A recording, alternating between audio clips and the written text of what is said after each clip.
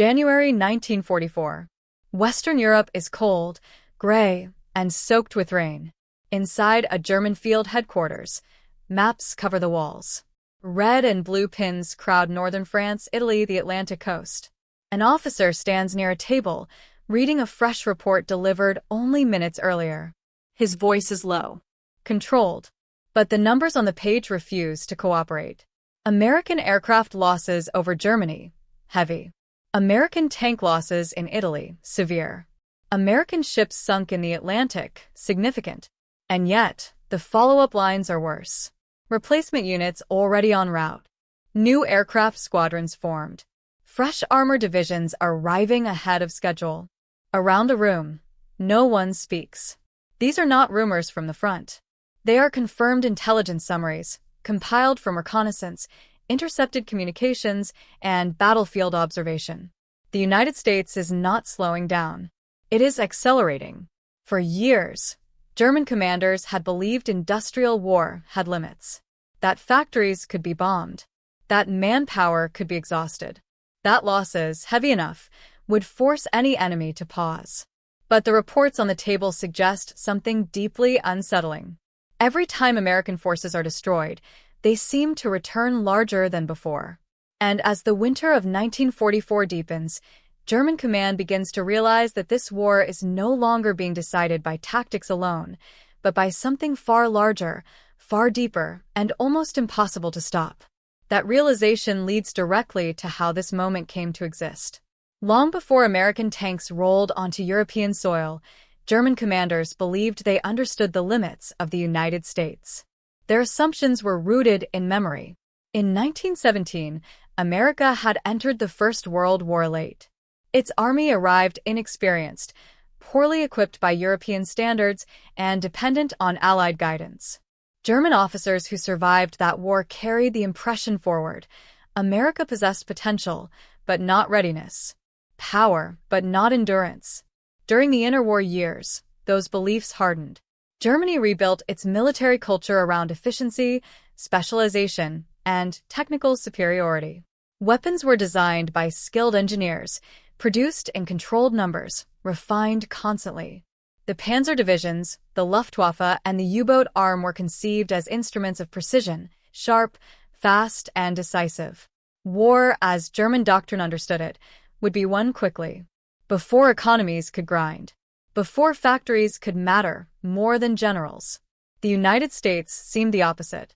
Across the Atlantic stood a nation focused on consumer goods, mass entertainment, and civilian prosperity. Its factories built cars, refrigerators, radios.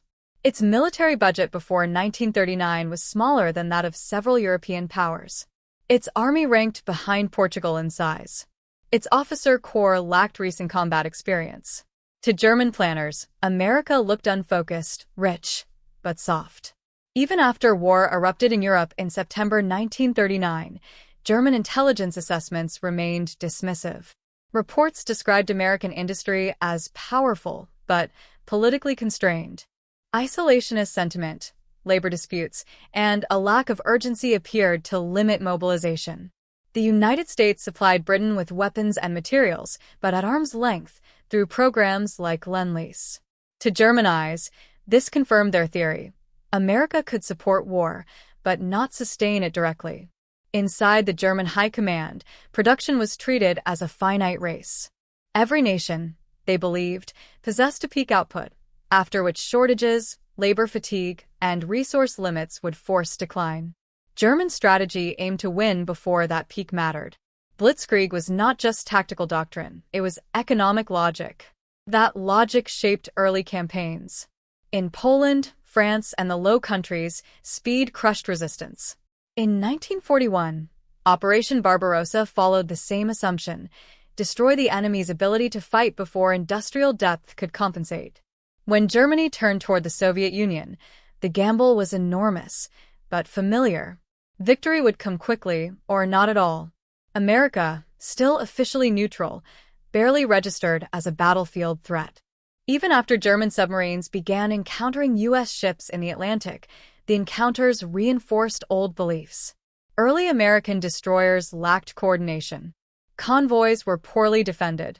U-boats sink ships at alarming rates. To German naval commanders, this looked like confirmation. The Americans were late again, unprepared again, learning again. Then came December 7th, 1941. Pearl Harbor shattered American isolation overnight. Germany declared war days later, assuming, incorrectly, that Japan's strike had weakened the United States at its core. German leaders believed the blow would delay American entry into Europe by years. What they did not yet understand was that something far more dangerous had been unleashed. America did not mobilize gradually. It mobilized completely. Factories that once built automobiles were scheduled for conversion within weeks. Shipyards expanded at unprecedented speed. Training camps multiplied across the continent. By mid-1942, the scale of American industrial reorientation had no historical precedent. German intelligence noticed the numbers, but dismissed the meaning. Production targets, they believed, were theoretical. Raw materials would bottleneck. Skilled labor would slow expansion. Coordination would fail. No nation could transform civilian industry into war production without collapse. Germany had never seen it done before. And so, even as American equipment began appearing in North Africa in 1942, Sherman tanks, transport trucks, artillery, German commanders interpreted the influx as temporary. A surge. A burst that would fade once losses mounted. They assumed that attrition would do what bombs and submarines could not. That assumption would soon collide with reality. Because by the time American forces entered sustained combat, the war economy behind them was no longer experimental. It was relentless. By early 1942, the United States was no longer preparing for war. It was reorganizing itself around it.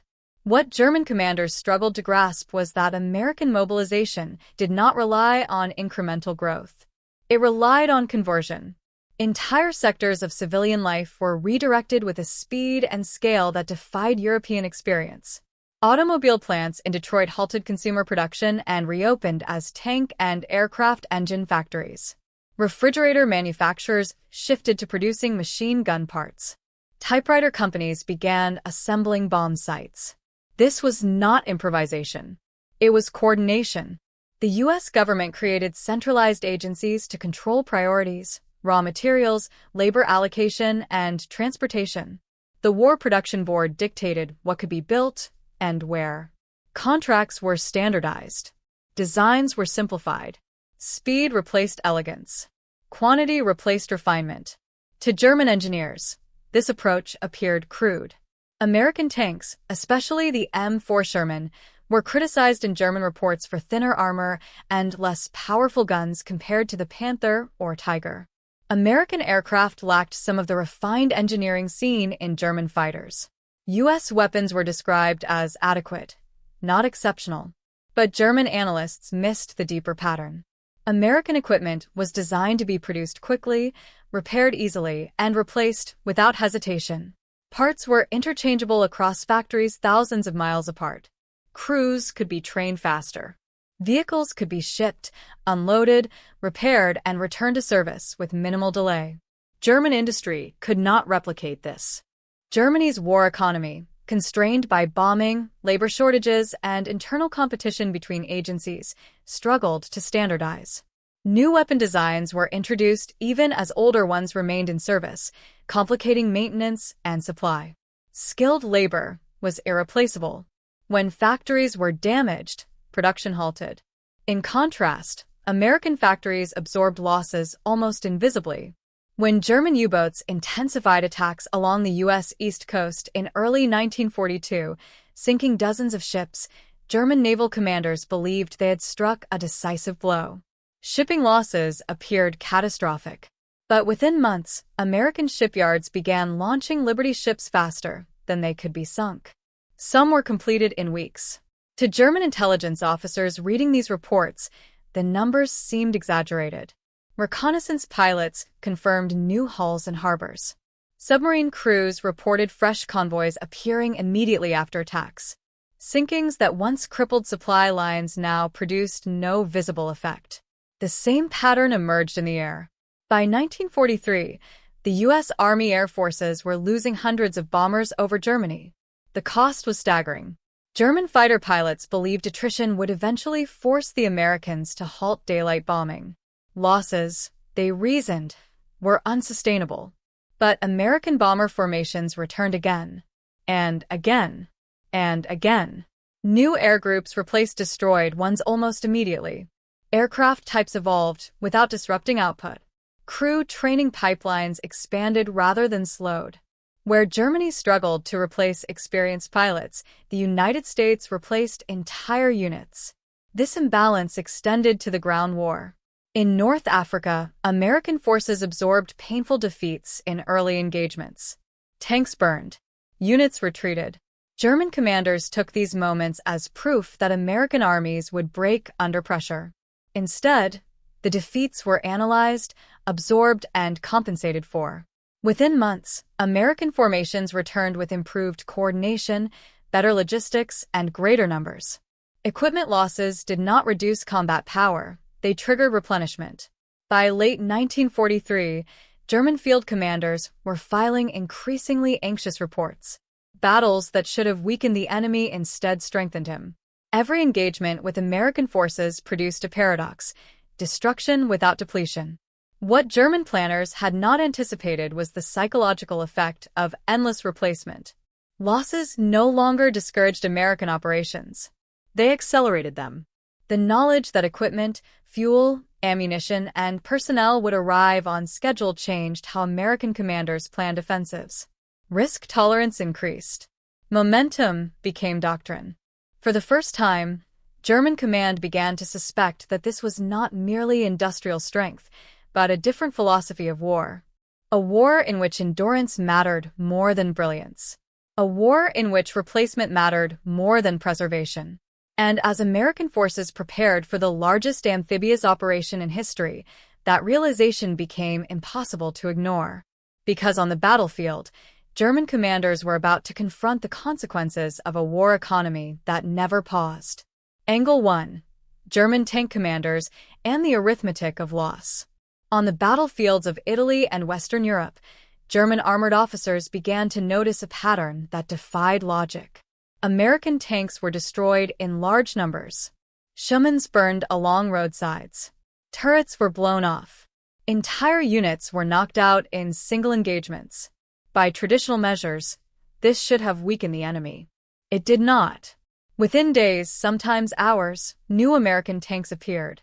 Not as replacements pieced together from reserves, but as fully formed units arriving with fuel, ammunition, and trained crews.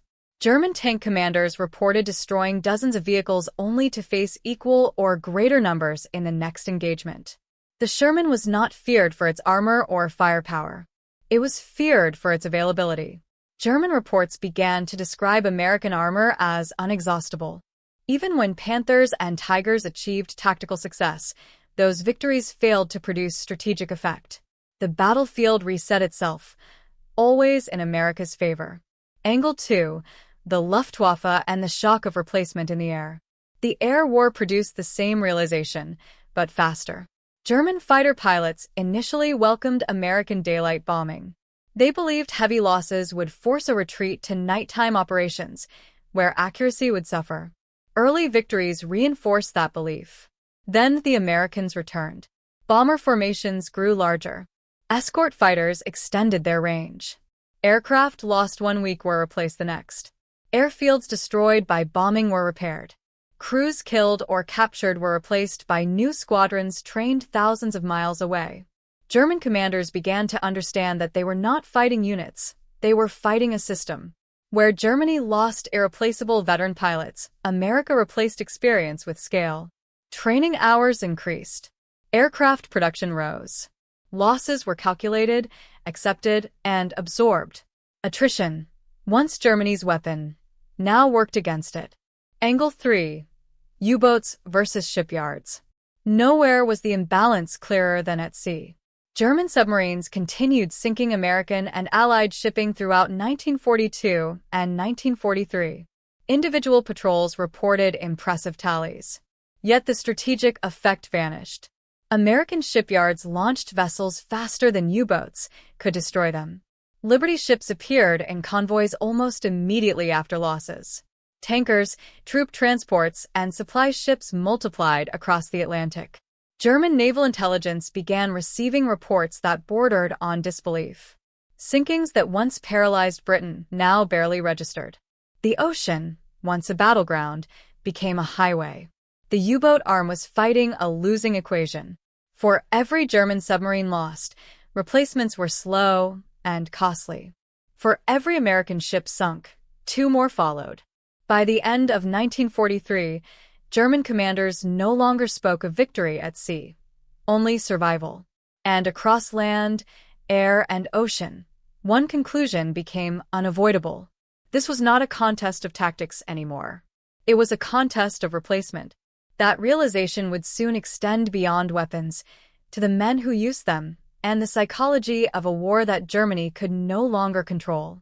Angle 4. Logistics and spare parts, the invisible arsenal. German planners initially assumed that destroying American vehicles and aircraft would create long-term shortages. Yet reports from the front told a different story. Every Sherman knocked out was often replaced within days. Fuel and ammunition arrived without interruption. Broken tanks were repaired and returned to combat. Crew shortages were mitigated by training programs that produced hundreds of replacements each month. German officers began to see that America's advantage was not only in numbers, it was in the supply chain. Factories, railways, and ports functioned as a single, coordinated network. Damage to one node slowed production briefly, but never halted it. The system was resilient, redundant, and relentless. Even German sabotage operations, designed to disrupt logistics, had minimal effect. Ships sank, trains derailed, and factories were bombed, yet the American machine absorbed the damage and kept moving forward. To German eyes, it was almost inhuman. Angle 5. The psychological impact on German commanders. The constant replenishment of American forces inflicted a less tangible, but equally critical, blow. Morale. Commanders who had been confident after successful battles began to doubt their own assessments. Strategic victories felt temporary, tactical successes fleeting. Reports from the front carried a common refrain: the Americans replace losses faster than we can inflict them. Notes from the Wehrmacht High Command show a growing frustration, shock at the pace and scale of industrial war. For the first time, German officers openly questioned whether their strategies, honed in Europe and Russia, were capable of producing meaningful long-term results. Letters between commanders reveal unease, a recognition that no single battle could decisively weaken the Americans. Every loss inflicted only highlighted the enemy's depth. It became clear Germany was fighting not just soldiers, but an entire industrial nation. Angle 6. Moral contrast. Exhaustion versus endless production. On the battlefield, German soldiers experienced the consequences of this imbalance daily. Exhaustion, dwindling supplies, and equipment shortages contrasted sharply with the seemingly endless stream of American replacements. While German units were rotated, patched together, or abandoned, American forces arrived fully equipped, trained, and prepared. The disparity was evident in both equipment and human resources. German units were worn down by attrition, while American divisions gained experience with each engagement. Losses that would have crippled smaller nations barely slowed U.S. operations. German officers began to note that the Americans fought not only with superior numbers, but with a confidence born of certainty. They knew replacements were coming. They knew their supply lines were unbroken. They knew the war machine behind them could absorb staggering losses. For German commanders, this combination of relentless production, logistics mastery, and morale resilience created a profound sense of disbelief. No amount of tactical skill could offset a system that repaired itself as quickly as it was damaged. And as the Allies prepared for the invasion of Normandy, this realization would become undeniable. German commanders, watching reports of fresh divisions, aircraft, and tanks arriving on the continent, understood that the war had shifted in a way they could not reverse. This understanding would set the stage for the decisive moment when American industrial power directly dictated the outcome on the battlefield. Summer 1944. Normandy. The invasion had begun on June 6th, but the weeks that followed revealed a pattern that German commanders could no longer ignore. American divisions poured onto the beaches, equipped with vehicles, artillery, and supplies that seemed to appear endlessly. Every tank destroyed in hedgerows was replaced. Every artillery position silenced was soon reinforced. German officers documented a reality they had once assumed impossible. Reports from the front described the attrition of German forces as catastrophic. Panzer divisions fought in repeated engagements, often with diminished numbers, yet American Shermans continued to arrive in successive waves. The 2nd Armored Division, for example, had lost dozens of tanks in the Bocage, yet new units were deployed within days, equipped and manned. The arithmetic of the battlefield had shifted. Losses no longer dictated outcome. Production did. Air support compounded the shock. The 8th Air Force's daylight bombing campaigns destroyed rail lines, factories, and depots in northern France, yet German intelligence noted an immediate rebound. Aircraft lost in combat were replaced, repaired depots restored damaged planes, and new crews arrived with alarming frequency. German fighter pilots and command staffs began recording phrases like unrelenting and inexhaustible in operational reports. At sea, the Battle of the Atlantic illustrated the same principle. U-boat commanders sank convoys in dramatic numbers, yet the United States shipyards produced more vessels than could be destroyed. Liberty ships, corvettes, and tankers appeared in ports as quickly as submarines could report losses. German naval command struggled to quantify the effect of their successes. Every sinking seemed tactical, but strategically meaningless. Even small engagements highlighted the scale of American efficiency. Skirmishes in hedgerows, river crossings, and coastal towns revealed a logistical backbone that Germany could not disrupt. Fuel depots rebuilt overnight, ammunition trucks replenished artillery units, and replacement infantry divisions marched forward with near-clockwork reliability. On July 20th, intelligence reports compiled at Obi West in France reached an unnerving conclusion. Not only were American losses being replaced, they were often replaced faster than Germany could inflict them. Every tactical victory the Wehrmacht achieved was temporary. Every calculated strike against American forces only revealed the depth of the industrial machine supporting them. German command papers began to show a growing disbelief. Notes from Panzergruppe West commented that the Americans fight not only with weapons, but with factories behind them. Luftwaffe generals remarked on the staggering resilience of the 8th Air Force, noting that even when large numbers of bombers were shot down, formations returned undiminished. Naval intelligence added that Liberty ship production rates were unmatched by any previous European conflict. The cumulative effect on German morale was profound. Officers used terms like beyond comprehension and unreal to describe their encounters with American forces. Losses that would have been decisive against other nations were absorbed, compensated for, and eclipsed by American industrial capacity. By mid-July, German planners acknowledged a grim truth. Their earlier assumptions that attrition, tactical brilliance, and selective bombing could wear down the Americans were invalid. America's ability to replace losses rapidly, to train new crews, and to deploy equipment efficiently created a battlefield equilibrium that Germany could not break. Every report reinforced the same conclusion. Germany was facing an opponent whose strength could not be exhausted through conventional means. The war was no longer a contest of individual battles. It was a contest of replacement, endurance, and industrial willpower. And in this realization, German commanders began to understand the scale of the challenge they faced.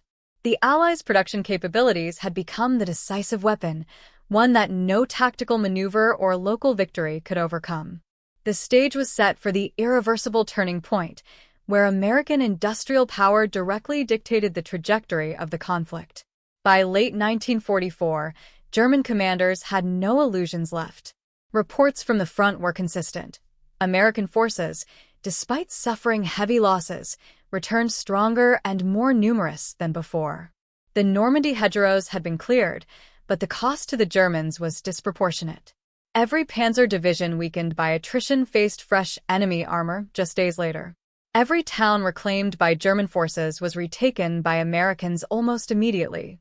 Albert Speer, Reich Minister of Armaments and War Production, documented in internal reports the staggering numbers behind the Allied war machine.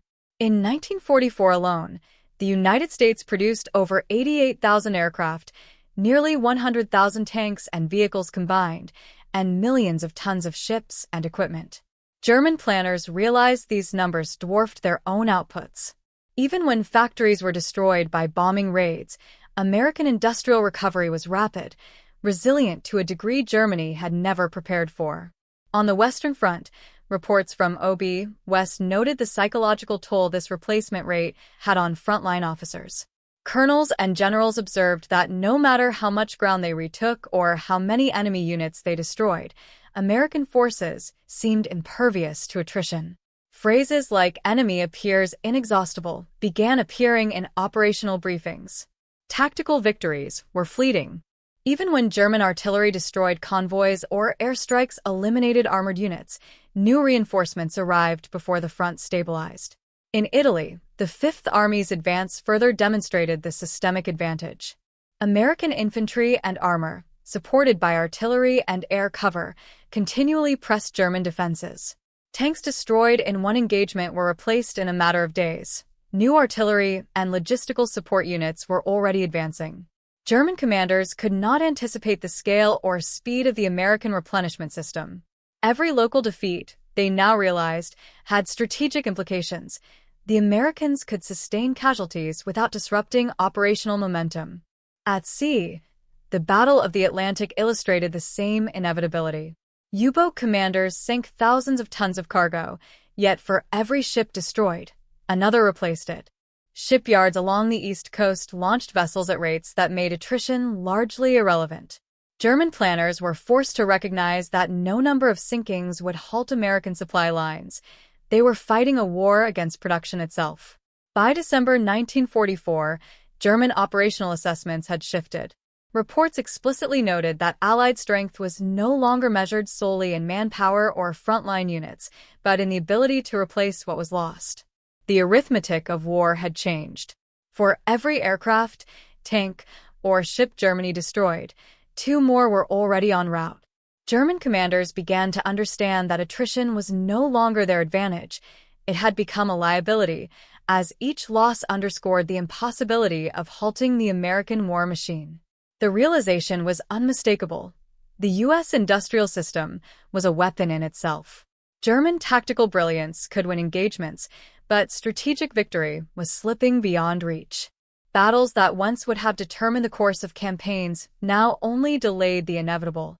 The Americans' ability to replace losses faster than Germany could inflict them had become the decisive factor in the European theater. In reports compiled for Hitler, German generals wrote with an unusual frankness, the enemy was inexhaustible, resilient, and supremely organized. The calculation that underpinned the Blitzkrieg, rapid, decisive action to paralyze an opponent, was now irrelevant. No single engagement could tip the balance had already shifted. As winter approached, and as Allied forces pressed through France and into the Low Countries, German commanders faced a chilling conclusion. The war was no longer winnable by conventional measures. The American production system, factories, labor, logistics, and supply chains, had become the ultimate instrument of war, and German forces were unequipped to counter it. From Normandy to the Italian front, from the skies over Germany to the convoys of the Atlantic, the outcome was now dictated not by battlefield heroics alone, but by an industrial machine that replaced losses faster than any human or weapon could destroy them. By early 1945, the consequences of American production supremacy were undeniable across every theater of war. German units, once confident in their ability to exploit tactical victories, faced a relentless adversary whose losses were temporary and whose reinforcements were inexhaustible. The frontline became a grim testament not to heroism or ingenuity alone, but to the scale of industry and logistics behind the U.S. forces. In Western Europe, panzer divisions had been systematically worn down. The 1st and 2nd Panzer armies, once feared across the continent, could no longer field sufficient armor to contest Allied advances. Even when they regrouped, the Americans had already replaced the units they had destroyed. Reports from German command noted a disturbing trend. Each engagement inflicted casualties, yet did not reduce American operational capacity. Instead, it seemed only to sharpen their resolve and coordination. The Allied bombing campaign had compounded this effect. German factories, transport hubs, and depots were increasingly vulnerable, yet the Americans demonstrated a capacity to rebuild, reroute, and continue supply lines with minimal interruption. Aircraft shot down over Germany were replaced. New squadrons appeared faster than German fighters could engage them. By March 1945, the Luftwaffe was largely incapable of contesting Allied air superiority, not due to a lack of skill or courage, but because the system it faced could absorb losses the German system could not. At sea, the Battle of the Atlantic had shifted decisively. German U-boats, once menacing predators, were overwhelmed by a combination of Allied escort strategies, radar technology, and continuous ship production. For every vessel sunk, American shipyards produced multiple replacements. Convoys maintained their schedules, and supplies reached front lines with astonishing reliability. German naval intelligence recognized that attrition had become strategically meaningless. Losses no longer threatened Allied operations. The human toll of this imbalance was equally stark. German soldiers endured exhaustion, equipment shortages, and dwindling morale, while facing an opponent who could replace men and material with machine-like precision. Notes from the front lines described the frustration and disbelief of officers who, after achieving tactical successes, watched the Americans recover and advance with the same unyielding momentum. For the first time, battlefield heroics could not counter systemic advantage. Industrial output figures provide a clear, indisputable illustration. By 1944, the United States had produced over 88,000 aircraft, 100,000 tanks and vehicles, and millions of tons of ships. German production, hampered by bombing and labor shortages, could not match these numbers. Even the most optimistic forecasts by German planners underestimated the capacity of American industry. The scale of replacement became the decisive factor on the battlefield. Strategically, this imbalance forced German commanders into reactive positions. They could plan counterattacks and offensive maneuvers, but each engagement only confirmed that the Americans were capable of sustaining momentum. By late 1944, German reports openly acknowledged a new reality.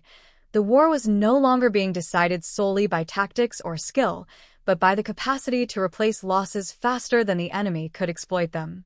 Every battlefield decision was overshadowed by this systemic disadvantage. The psychological effect extended beyond the front lines. Hitler's directives became increasingly desperate, demanding miracles from units that lacked both men and equipment. Commanders at the operational level documented a profound sense of inevitability. No matter how well they fought, the Americans' industrial machine ensured a constant influx of forces and supplies. Attrition no longer favored Germany. It favored the nation with a deeper, faster, and more adaptable production network. And as winter receded and Allied forces prepared for the final campaigns into the German heartland, the consequences of this industrial dominance became impossible to ignore. The scale of replacement had shifted the war's trajectory, ensuring that German tactical successes were transient, while American operational capability remained unbroken. This growing imbalance set the stage for the final phase of conflict, where German resistance could not match the sustained power of an industrially unstoppable opponent. By spring 1945, the reality of American production dominance was clear in every theater. German forces, already depleted from months of continuous combat, faced an enemy whose numbers and equipment could not be exhausted. Frontline commanders noted with unease that no matter how many divisions they destroyed, new American units always replaced them. Every victory seemed temporary, every defensive line fragile. Quantifiable comparisons underscored the imbalance. In 1944 alone, U.S. factories produced nearly 50,000 aircraft, over 100,000 vehicles, including tanks and armored personnel carriers, and more than 7 million tons of merchant shipping.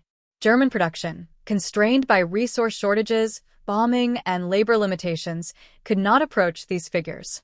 Even when factories were relocated or expanded, the output could not match the relentless American pace. German planners referred repeatedly to the endless enemy, a phrase that captured the frustration of fighting a foe whose losses never seemed to matter. The battlefield consequences were immediate. In the Ardennes, during the Battle of the Bulge, German units initially achieved tactical surprise, but American forces replaced lost tanks and artillery faster than the Germans could exploit the attack. Reinforcements arrived from behind the front, and supply lines remained intact. In Italy, the Fifth Army advanced steadily despite high casualties. Every artillery or tank loss was quickly remedied, and replacements arrived trained, well-equipped, and ready for combat. On the Eastern Front, the combination of U.S. Lend-Lease shipments and Soviet advances further compounded Germany's inability to regain strategic advantage. Morale within German ranks reflected the operational strain. Reports from field commanders and intelligence officers described disbelief and anxiety. Veteran panzer commanders lamented that even when German tactics succeeded, the Americans' logistical and production efficiency made success fleeting. Speeches and diaries indicate that officers increasingly saw the war as unwinnable, not due to courage, skill, or strategy, but because the industrial capacity of the United States created a system Germany could not break. Every calculation, every plan, every expectation had to account for a foe that replenished losses at a speed Germany could never match. American planners were aware, though often understated, of the psychological effect of their production system. The knowledge that every loss was replaceable allowed commanders to adopt bolder strategies, absorb battlefield setbacks, and maintain offensive momentum. Whereas German operations were increasingly dictated by resource limitations and repair backlogs, American forces could sustain pressure indefinitely. This systemic advantage ensured that the strategic initiative remained firmly in Allied hands. In post-war reflections, German military analysts confirmed the decisive role of American production. Albert Speer and other planners acknowledged that Germany's failure to match the United States' industrial output had been catastrophic. The sheer scale and speed of replacement, factories, vehicles, aircraft, and trained personnel, meant that attrition, the traditional instrument of warfare, no longer worked against the Americans. Instead, it highlighted the futility of Germany's position, demonstrating that tactical brilliance alone could not overcome systemic disparity. By May 1945, as Allied forces crossed into central Germany and Berlin fell, the strategic lesson was unambiguous. German commanders had underestimated the depth and resilience of American industrial power. Their assumptions about attrition, battlefield victories, and the limitations of enemy production had been shattered. The war, in essence, had been lost not only on the battlefield but in the factories, shipyards, and assembly lines thousands of miles away. This industrial imbalance, the relentless replacement of losses, and the psychological impact on German commanders would leave a lasting imprint on military strategy, proving that wars of attrition are ultimately won not just by skill or valor, but by the power to sustain, replace, and endure. The story of German commanders underestimating American production reveals a lesson that transcends individual battles. Wars are not decided solely by courage, tactics, or innovation on the front lines. They are decided by the ability to sustain operations, to absorb losses, and to replace what is destroyed. The United States, through an industrial system of unprecedented scale and coordination, demonstrated that endurance could be as lethal as any weapon. American factories, shipyards, and training camps functioned as extensions of the battlefield itself. Each tank rolling off an assembly line, each aircraft launched from a production plant, became a soldier in its own right. Replacement was no longer a logistical detail, it was strategy, morale, and power incarnate. German officers, trained to measure success in tactical victories, found themselves confronting an opponent whose strength could not be diminished through attrition alone. Every action taken against American forces only revealed the depth and resilience behind them. This reality reshaped the course of the war. Normandy, the Italian campaigns, the Battle of the Bulge, each engagement reflected not merely the bravery or skill of soldiers, but the invisible war waged in factories, shipyards, and training centers across the Atlantic. By the time German commanders recognized the scale of American production, it was too late. Their assumptions about limitations, attrition, and endurance had been upended by a system designed to replace losses faster than they could be inflicted. In the larger context of history, this lesson endures.